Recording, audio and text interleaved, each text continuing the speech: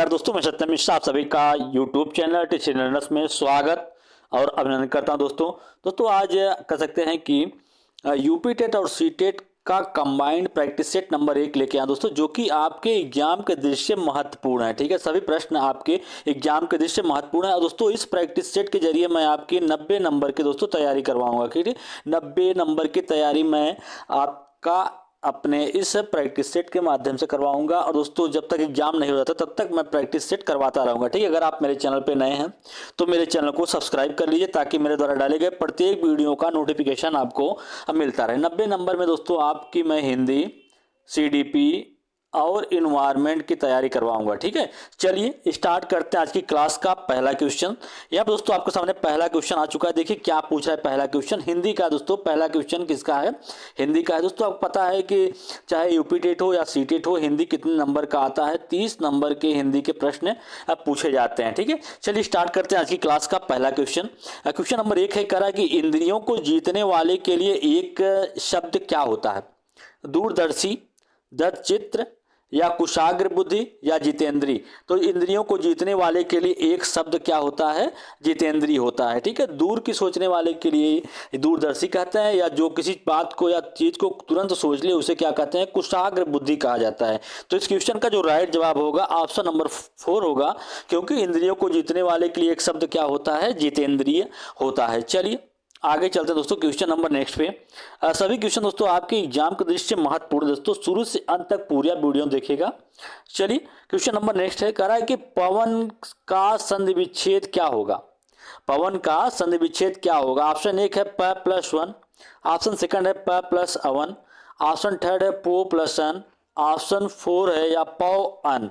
ठीक है, तो पवन का संधि विच्छेद दोस्तों क्या होगा? पो प्लस अन होता है। तो इस क्वेश्चन का राइट जवाब क्या होगा? ऑप्शन नंबर 3 इसका राइट जवाब होगा। ठीक है, अगर यहाँ पे दोस्तों लिखा होता पावन, ठीक है, क्या लिखा होता?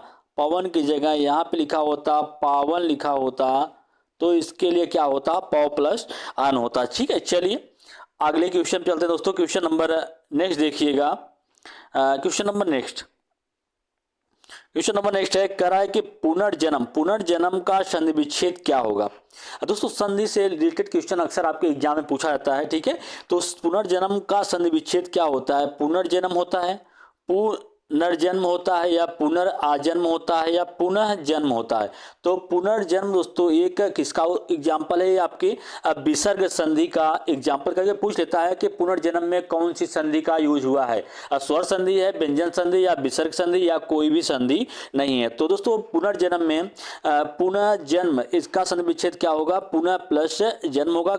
और एक इसका एग्जाम्पल है दोस्तों विसर्ग संधि का एग्जाम्पल है। संधि दोस्तों पता होना चाहिए आपको, संधि जो होती है मुख्यतः कितने प्रकार की होती है? 3 प्रकार की होती है, स्वर संधि, व्यंजन संधि और विसर्ग संधि होती है। चलिए आगे चलते हैं क्वेश्चन नंबर नेक्स्ट पे। क्वेश्चन नंबर नेक्स्ट देखिएगा क्या पूछ रहा है। कह रहा है कि इत्यादि शब्द में कौन सी संधि का प्रयोग हुआ है? यड़ संधि, गुण संधि, वृद्धि संधि या दीर्घ संधि। तो संधि दोस्तों, संधि पता है दोस्तों संधि कितने प्रकार की होती है? 3 प्रकार की, स्वर, व्यंजन और विसर्ग संधि होती है। इसमें पूछ रहा है कि इत्यादि में कौन सा संधि है? दोस्तों आपको बता दें कि इत्यादि अगर कहीं भी आपको आधा तक के साथ यह दिख जाए, ठीक है, अगर कहीं पे भी आधा तक के साथ यह दिख जाए तो वहां पे क्या होती है? यड़ संधि होती है। तो इत्यादि में दोस्तों कौन सी संधि होगी? यड़ संधि होगा। तो इस क्वेश्चन का राइट जवाब क्या होगा? ऑप्शन नंबर फर्स्ट इसका राइट जवाब हो जाएगा। चलिए आगे चलते हैं क्वेश्चन नंबर नेक्स्ट पे। क्वेश्चन नंबर नेक्स्ट है, कह रहा है कि नाक रगड़ना का क्या अर्थ होता है? नाक में चोट लग जाना, दीनता पूर्वक प्रार्थना करना, इज्जत देना, चापलूसी करना। तो नाक रगड़ना का मतलब ये होता है कि दीनता पूर्वक क्या करना? अब प्रार्थना करना। चलिए आगे चलते हैं क्वेश्चन नंबर नेक्स्ट पे। क्वेश्चन नंबर नेक्स्ट देखिएगा। क्वेश्चन नंबर नेक्स्ट है दोस्तों, कह रहा है कि चिंतामणि किसका निबंध संग्रह? चिंतामणि दोस्तों कभी पूछ लेता है कि चिंतामणि निबंध है, आत्मकथा है या चलचित्र क्या है दोस्तों? तो आपको पता होना चाहिए कि चिंतामणि क्या है? एक निबंध है जो कि किसके द्वारा लिखा गया है? रामचंद्र शुक्ल के द्वारा लिखा गया है। तो इस क्वेश्चन का राइट जवाब क्या होगा? ऑप्शन नंबर सेकंड इसका राइट जवाब हो जाएगा। चलिए आगे चलते हैं क्वेश्चन नंबर नेक्स्ट पे। क्वेश्चन नंबर नेक्स्ट दोस्तों कह रहा है कि काशी नागरी प्रचारी सभा की स्थापना किस वर्ष हुई थी? काशी नागरी प्रचारणी सभा की स्थापना किस वर्ष में हुई थी? 1893, 1903 में, 1900 में या 1905 में? तो कब हुआ था दोस्तों? 1993 में हुआ था। इस क्वेश्चन का राइट जवाब ऑप्शन नंबर फर्स्ट होगा। चलिए आगे चलते हैं क्वेश्चन नंबर नेक्स्ट पे। क्वेश्चन नंबर नेक्स्ट है, करा कि प्रेम सागर किसकी रचना है? मुंशी सदा सुखलाल की, सदल मिश्र की, लल्लू लाल की या राम प्रसाद निरंजनी की? तो प्रेम सागर किसकी रचना है? लल्लू लाल की रचना है। तो इस क्वेश्चन का राइट जवाब ऑप्शन नंबर थर्ड है। चलिए आगे चलते हैं दोस्तों। सभी क्वेश्चन आपकी परीक्षा के दृष्टि से महत्वपूर्ण है दोस्तों। क्वेश्चन नंबर नेक्स्ट है, करा कि कारक के कितने भेद होते हैं? कारक के कितने भेद होते हैं दोस्तों? मुख्यतः 8 भेद होते हैं। अगर आपसे संस्कृत में यही चीज पूछ लेता कि कारक के कितने भेद होते हैं, तो संस्कृत में कारक के 6 भेद होते हैं और हिंदी में कारक के कितने भेद होते हैं? 8 भेद होते हैं। किसमें? हिंदी में 8 भेद होते हैं। ठीक है, तो इस क्वेश्चन का जो राइट जवाब होगा क्या होगा? ऑप्शन नंबर सेकंड इसका राइट जवाब हो जाएगा। चलिए आगे चलते हैं। क्वेश्चन नंबर नेक्स्ट देखिएगा। क्वेश्चन नंबर नेक्स्ट है, करा कि घ का उच्चारण स्थान बताना। दोस्तों उच्चारण स्थान से अक्सर एग्जाम में क्वेश्चन पूछता है कि उच्चारण स्थान का मतलब ये होता है कि वर्णमाला से बनने वाला क्वेश्चन है। ठीक है, वर्णमाला से क्वेश्चन में उच्चारण स्थान से क्वेश्चन पूछता है। ठीक है, तो वर्णमाला, तो दोस्तों कभी पूछ लेता है कि वर्णमाला क्या होता है। कह सकते हैं कि वर्णों के व्यवस्थित रूप को ही क्या कहते हैं? वर्णमाला कहा जाता है। तो घ का उच्चारण स्थान क्या है? मूर्धा है, कंठ है, तालु है या दंत है? तो क ख ग घ अंगा। इसका एक सूत्र होता है दोस्तों, अकु विसर्जनीय नाम कंठ है। तो कंठ के अंतर्गत आपके क वर्ग के जितने वर्ण होते हैं सब किसके अंतर्गत आते हैं? कंठ वर्ण के अंतर्गत आते हैं। तो यहाँ पे घ वर्ण है, तो घ किसके अंतर्गत आएगा? कंठ वर्ण के अंतर्गत आएगा। तो इस क्वेश्चन का राइट जवाब ऑप्शन नंबर सेकंड है। चलिए आगे चलते हैं क्वेश्चन नंबर नेक्स्ट पे। दोस्तों क्वेश्चन नंबर नेक्स्ट है, अब यहाँ से आपके बाल विकास के कुछ महत्वपूर्ण प्रश्न हैं। ठीक है, सीखने की प्रक्रिया में शिक्षक की क्या भूमिका होनी चाहिए? सीखने की प्रक्रिया में जब किसी चीज को कोई बच्चा सीख रहा हो तो उस समय जो शिक्षक होता है उसकी क्या भूमिका होनी चाहिए? सुगमकर्ता के रूप में होनी चाहिए या प्रशिक्षक के रूप में या अनुदेशनकर्ता की या नियंत्रणकर्ता की?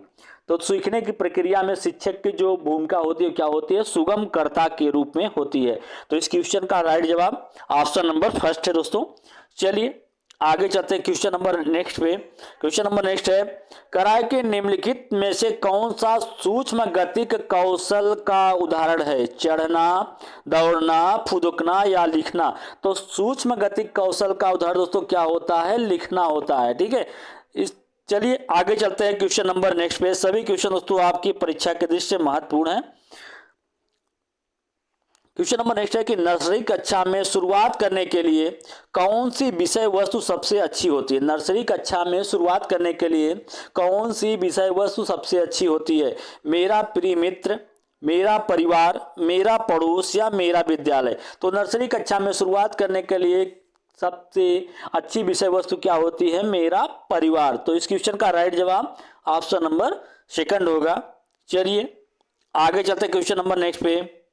क्वेश्चन नंबर नेक्स्ट है, करा के समेकित शिक्षा इंगित करती है सभी बच्चों के लिए एक समान शिक्षण विधि, समान बच्चों या भिन्न रूप से योग्य बच्चों के लिए एक ही स्कूल, सामान्य बच्चों एवं भिन्न रूप से योग्य बच्चों के लिए पृथक पृथक स्कूल। जो जहाँ पे पृथक की बात आ जाए वो समझिए इसको गलत काट दिया, क्योंकि समावेशी शिक्षा की बात की जा रही है, जहाँ पे सभी बच्चों का बिना किसी भेदभाव का स्वागत हो, चाहे वो समान हो या भिन्न रूप के बच्चे हों दोस्तों, सबका एक ही स्कूल में स्वागत किया जाए, एक ही स्कूल में शिक्षा दी जाए, वही क्या कहलाता है? समावेशी शिक्षा या सामूहिक शिक्षा कहलाती है। तो इस क्वेश्चन का राइट जवाब दोस्तों क्या होगा? ऑप्शन नंबर सेकंड इसका राइट जवाब हो जाएगा। चलिए आगे चलते हैं क्वेश्चन नंबर नेक्स्ट पे। क्वेश्चन नंबर नेक्स्ट है, कराए कि कक्षा 1 में बच्चों में भाषा का कौशल विकास किस क्रम में होना चाहिए? कक्षा 1 में कोई बच्चा दोस्तों उसमें भाषा जो कौशल है उसका विकास किस क्रम में होना चाहिए? पहले लिखना सीखेगा या पहले बोलना सीखेगा या पहले सुनेगा फिर बोलेगा फिर पढ़ेगा और फिर लिखेगा? ठीक है, तो सुनना, बोलना, पढ़ना और लिखना जो होता है इस क्रम में होता है। बच्चे का भाषा कौशल का विकास इस रूप में होता है, पहले क्या करेगा? सुनेगा, फिर बोलेगा, फिर पढ़ना और फिर उसका सुनना, बोलना, पढ़ना और लिखना होगा। तो इस क्वेश्चन का राइट जवाब क्या होगा? ऑप्शन नंबर फर्स्ट इसका राइट जवाब हो जाएगा। चलिए आगे चलते हैं क्वेश्चन नंबर नेक्स्ट पे। क्वेश्चन नंबर नेक्स्ट दोस्तों देखिएगा, कह रहा है कि कक्षा 1 और 2 स्तर के बच्चे जो होते हैं कैसे सीखते हैं। ठीक है, अमूर्त अनुभवों से शीघ्र सीखते हैं, या मूर्त अनुभवों से शीघ्र सीखते हैं, या पढ़कर शीघ्र सीखते हैं, या लिखकर शीघ्र सीखते हैं। शीघ्र मतलब जल्दी सीखना। ठीक है, तो इसमें करा कि कक्षा 1 और 2 स्तर के बच्चे किससे सीखते हैं जल्दी, मूर्त अनुभवों से जल्दी सीखते हैं। ठीक है, इस क्वेश्चन का राइट जवाब क्या होगा, ऑप्शन नंबर सेकंड हो जाएगा। चलिए आगे चलते हैं दोस्तों, क्वेश्चन नंबर नेक्स्ट पे करा कि शिक्षार्थी वैयक्तिक भिन्नता प्रदर्शित करता है, इसके लिए क्या करेंगे। ठीक है, अधिगम की एक समान गति पर बल देना चाहिए। दोस्तों अधिगम की एक समान, अगर बच्चा वैयक्तिक भिन्नता प्रदर्शित कर रहा है तो उसके लिए अलग अलग विधियों का या अनुभवों को कराना चाहिए। ठीक है, तो अधिगम की एक समान गति पर बल देना चाहिए। कठोर अनुशासन, दोस्तों जहां अनुशासन की बात है उस ऑप्शन को आप गलत काटिए, क्योंकि बच्चे के ऊपर थोड़ा भी दबाव नहीं डालना है। ठीक है, बच्चे को प्रमुखता देना है। ठीक है, उसको अवसर देना है। ठीक है, और उसको जरा भी दबाव से किसी चीज को रटने पर या धमकाने, ऐसी कोई चीज उसके साथ नहीं करना है। ठीक है, परीक्षाओं की संख्या बढ़ा देनी चाहिए। सीखने के विविध अनुभवों को उपलब्ध कराना चाहिए। जी हाँ दोस्तों, यही इसका राइट जवाब होगा। अगर शिक्षार्थी जो है वैयक्तिक विभिन्नता प्रदर्शित करते हैं तो उसके लिए सीखने के विभिन्न अनुभवों को उपलब्ध कराना चाहिए। चलिए आगे चलते हैं क्वेश्चन नंबर नेक्स्ट पे। क्वेश्चन नंबर नेक्स्ट दोस्तों करा है कि क्वेश्चन नंबर नेक्स्ट है, करा है कि एक शिक्षक विद्यार्थियों में सामाजिक मूल्यों को विकसित कर सकता है। एक शिक्षक जो होता है विद्यार्थियों में सामाजिक मूल्यों को किस प्रकार से विकसित कर सकता है। अनुशासन की अनुभूति से विकसित, बिल्कुल गलत है। आदर्श रूप से बर्ताव करके, या महान व्यक्तियों के बारे में बोलकर, या उन्हें अच्छी कहानियां सुनाकर। तो सिर्फ कहानियां सुनाकर बच्चों में सामाजिक मूल्यों को विकसित नहीं किया सकता, या उन्हें सिर्फ महान व्यक्तियों के बारे में बताकर या बोलकर, बल्कि आदर्श रूप से, उस टाइप से आदर्श रूप से अगर हम बर्ताव करेंगे तो बच्चे का सामाजिक विकास अच्छे से होगा, शिक्षक का रवैया अच्छा होगा, उसका बर्ताव सही तरीके से होगा। ठीक है, तो विद्यार्थियों के सामाजिक मूल्यों को विकसित किया जा सकता है। चलिए आगे चलते हैं क्वेश्चन नंबर नेक्स्ट पे। क्वेश्चन नंबर नेक्स्ट दोस्तों करा कि प्रायः शिक्षार्थियों की त्रुटियां की ओर संकेत करती हैं। बच्चे जो होते हैं उनकी जो त्रुटियां होती हैं, गलतियां होती हैं, किस ओर संकेत करती हैं, वे कैसे सीखते हैं, या शिक्षार्थियों का सामाजिक आर्थिक स्तर, या यांत्रिक अभ्यास की आवश्यकता, या सीखने की अनुपस्थिति। तो सीखने की जो त्रुटियां होती हैं इंगित करती है कि बच्चा अगर गलती कर रहा है तो बताता है कि वो कैसे सीख रहा है, किस तरीके से वो सीख रहा है। ठीक है, तो इस क्वेश्चन का राइट जवाब ऑप्शन नंबर फर्स्ट होगा। चलिए आगे चलते हैं दोस्तों क्वेश्चन नंबर नेक्स्ट पे। सभी क्वेश्चन आपके एग्जाम के दृष्टि से महत्वपूर्ण है दोस्तों। एक बच्चा जो ग्रस्त है वह सा को वाज, न्यूक्लियर को अनक्लियर में अंतर नहीं कर पाता। दोस्तों एक बच्चा है जो कि किसी अक्षर को सही से पहचान नहीं पा रहा है, या उसको पढ़ने में दिक्कत हो रही है, प्रॉब्लम होती है, तो उसकी किस बीमारी से ग्रसित है। शब्द जम्बलिंग विकार है, डिसलेक्सिया है, या डिस्कीमिया है, या डिस्मोर्फिया है। दोस्तों अगर बच्चा जो है किसी चीज को सही से पढ़ नहीं पा रहा है तो समझ लीजिए उसको किस चीज की बीमारी है, डिसलेक्सिया है। अगर उसको गणना संबंधित कोई बीमारी होती तो क्या होता दोस्तों, डिसकैलकुलिया होता। क्या कहते हैं, डिसकैलकुलिया। अगर लिखने संबंधित दिक्कत होती तो डिसग्राफिया कहा जाता। चलिए आगे चलते दोस्तों। अब यहाँ से दोस्तों स्टार्ट है पर्यावरण, जिसको ईवीएस या पर्यावरण अध्ययन कहते हैं। दोस्तों इससे भी आपके एग्जाम में 30 नंबर के प्रश्न पूछे जाते हैं। ठीक है, चलिए इस प्रश्न का आंसर देते हैं। प्रश्न क्या है, जड़ी बूटियों की रानी भारत की सबसे पवित्र जड़ी बूटी है। इस औषधि पौधे का हिंदू धर्म में महत्व है, और इसका वानस्पतिक नाम क्या है, ओसिमस सैक्टम है। इसको सामान्यतः किस नाम से जाना जाता है। दोस्तों एक पौधा है जिसको क्या कहते हैं, भारत में जड़ी बूटियों की रानी के नाम से जाना जाता है, और उसका जो वनस्पतिक नाम है वो क्या है, ओसिमस, क्या ओसिमस सैक्टस है। क्या है, ओसिमस सैक्टम जो है उसका क्या है, वैज्ञानिक या वनस्पतिक नाम है। उसे उस पौधे का जो सामान्य नाम है वो क्या है, अजवाइन के फूल, रोजमेरी, तुलसी, या धनिया। तो क्या दोस्तों, तुलसी का पौधा है, जिसे क्या कहते हैं, जड़ी बूटियों की रानी के नाम से भारत में जानते हैं, और उसका वनस्पतिक नाम क्या है, ओसिमस सैक्टम है। चलिए आगे चलते हैं क्वेश्चन नंबर नेक्स्ट पे। क्वेश्चन नंबर नेक्स्ट है दोस्तों, करा है कि पीने के लिए सुरक्षित जल को क्या कहते हैं। दोस्तों बहुत ही अच्छा क्वेश्चन है, ऐसे क्वेश्चन पूछ लेते हैं दोस्तों और आप उसके सही जवाब नहीं दे पाते हैं। ठीक है, तो पीने के लिए सुरक्षित जल को क्या कहता है? ताजा जल कहा जाता है, पीने योग्य जल, आसूत जल या नल का जल। तो पीने के लिए सुरक्षित जल को क्या कहते हैं? पीने योग्य जल कहा जाता है। इस क्वेश्चन का राइट जवाब ऑप्शन नंबर सेकंड है। चलिए दोस्तों आगे चलते हैं क्वेश्चन नंबर नेक्स्ट पे। क्वेश्चन नंबर नेक्स्ट है, कह रहा है कि किस वर्णक की उपस्थिति के कारण पौधे हरे होते हैं। पौधे जो होते हैं दोस्तों, जो पौधे की पत्तियां हरी होती हैं या पौधे हरे दिखाई देते हैं, या किस वर्णक के उपस्थिति का कारण होते हैं, या किस वर्णक के कारण होते हैं? एंथोसाइनिन के कारण, लाइकोपीन या कैरोडिनाइड के कारण या क्लोरोफिल के कारण। तो दोस्तों इस क्वेश्चन का राइट जवाब क्या है? ऑप्शन नंबर 4 है। क्लोरोफिल के कारण ही पौधे की पत्तियां या पौधे क्या होते हैं? हरे होते हैं। ठीक है, चलिए आगे चलते हैं क्वेश्चन नंबर नेक्स्ट पे। क्वेश्चन नंबर नेक्स्ट है कि मानवीय गतिविधियां जो पृथ्वी पर जलवायु परिवर्तन के लिए जिम्मेदार हैं।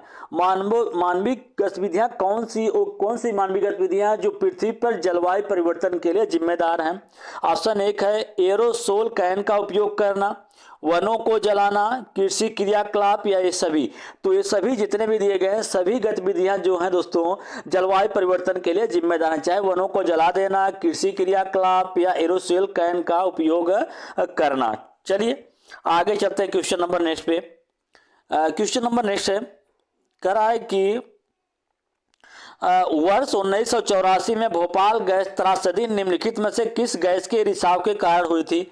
तो कभी कभी पूछ लेता है कि भोपाल गैस त्रासदी जो हुई थी वो किस सन में हुई थी। तो दोस्तों पता होना चाहिए भोपाल गैस त्रासदी जो हुई थी कब हुई थी? 1984 ईस्वी में हुआ था। और ये किस गैस के रिसाव के कारण हुआ था? मेथेन, नाइट्रस आइसोसाइनेट या मेथाइल आइसोसाइनेट या कार्बन मोनोऑक्साइड। तो दोस्तों किसके कारण हुआ था? मेथाइल आइसोसाइनेट के कारण हुआ था। चलिए आगे चलते हैं क्वेश्चन नंबर नेक्स्ट पे। क्वेश्चन नंबर नेक्स्ट है, कह रहा है कि विश्व पर्यावरण दिवस कब मनाया जाता है? 5 जून, 2 दिसंबर, 11 जुलाई या 16 सितंबर को। तो विश्व पर्यावरण दिवस कब मनाया जाता है? 5 जून को विश्व पर्यावरण दिवस के रूप में मनाया जाता है। और विश्व पर्यावरण दिवस 2018 का थीम क्या था? कभी कभी पूछ लेता है दोस्तों कि विश्व पर्यावरण दिवस 2018 की थीम क्या थी? तो प्लास्टिक प्रदूषण की समाप्ति था। ठीक है, और 16 सितंबर को किस रूप में मनाया जाता है? 16 सितंबर को ओजोन संरक्षण दिवस के रूप में मनाया जाता है। चलिए आगे चलते हैं क्वेश्चन नंबर नेक्स्ट पे। क्वेश्चन नंबर नेक्स्ट है, कह रहा है कि एम.एस. स्वामीनाथन एक हैं। एम.एस. स्वामीनाथन क्या है दोस्तों? पारिस्थितिकी वैज्ञानिक है, पत्रकार है, या कृषि वैज्ञानिक या पक्षी वैज्ञानिक। तो एम.एस. स्वामीनाथन क्या है? एक कृषि वैज्ञानिक है। चलिए आगे चलते हैं क्वेश्चन नंबर नेक्स्ट पे। क्वेश्चन नंबर नेक्स्ट है, कह रहा है कि 16 घास स्थल कहाँ पाए जाते हैं? 16 घास स्थल कहाँ पे पाया जाता है? हिमालय में, पश्चिम घाट, पूर्वी घाट या विंध्याचल में। तो 16 घास पदार्थ कहाँ पाया जाता है? पश्चिमी घाट में पाया जाता है। चलिए आगे चलते हैं क्वेश्चन नंबर नेक्स्ट पे। क्वेश्चन नंबर नेक्स्ट देखिए दोस्तों, मिनी माता रोग ऐसी मछलियां खाने से होता है जिसमें अधिक मात्रा में पाया जाता है। कैडमियम, आर्सेनिक, पारा या ये सभी। तो मिनी माता रोग ऐसी मछलियों को खाने से होता है जिसमें अधिक मात्रा में पारा पाया जाता है। क्या पाया जाता है? पारा। और आर्सेनिक द्वारा सबसे ज्यादा जल प्रदूषण कहाँ पे होता है दोस्तों? कभी कभी पूछ लेता है कि आर्सेनिक द्वारा सबसे ज्यादा जल प्रदूषण कहाँ पे होता है? तो पश्चिम बंगाल में होता है। कहाँ पे? पश्चिम बंगाल में होता है। चलिए आगे चलते हैं क्वेश्चन नंबर नेक्स्ट पे। क्वेश्चन नंबर नेक्स्ट है, कह रहा है कि ओजोन परत का अधिकतम ह्रास निम्नलिखित में से किस ध्रुव पे होता है? भूमध्य रेखा पर, उत्तरी ध्रुव पर या दक्षिणी ध्रुव या इनमें से किसी पर नहीं।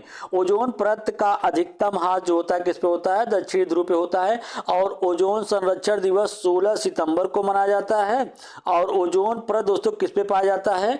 ओजोन परत जो होता है स्ट्रेटोस्फीयर पे ओजोन परत पाई जाती है। चलिए आगे चलते हैं क्वेश्चन नंबर नेक्स्ट पे। क्वेश्चन नंबर नेक्स्ट है, कह रहा है कि प्रकाश संश्लेषण के दौरान हरे पौधे निम्नलिखित में से किसे सोख लेते हैं? प्रकाश संश्लेषण क्या होता है दोस्तों? सबको पता होना चाहिए। अगर नहीं पता है तो मैं बताता हूँ। प्रकाश संश्लेषण वो क्रिया होती है जिसके द्वारा पौधे या पत्तियां जो होती हैं अपने भोजन का निर्माण करती हैं। ठीक है, तो और इस दौरान पौधे जो होते हैं किसे सोख लेते हैं, कार्बन डाइऑक्साइड को अवशोषित कर लेते हैं दोस्तों, और उसके बदले क्या करते हैं, ऑक्सीजन जो है दोस्तों वो क्या करते हैं, ऑक्सीजन मुक्त करते हैं। ठीक है, तो इस क्वेश्चन का राइट जवाब क्या होगा, ऑप्शन नंबर फर्स्ट इसका राइट जवाब हो जाएगा। दोस्तों आज के लिए इतना ही। अगर आपको मेरा वीडियो अच्छा लगे तो लाइक शेयर और सब्सक्राइब जरूर करिए दोस्तों।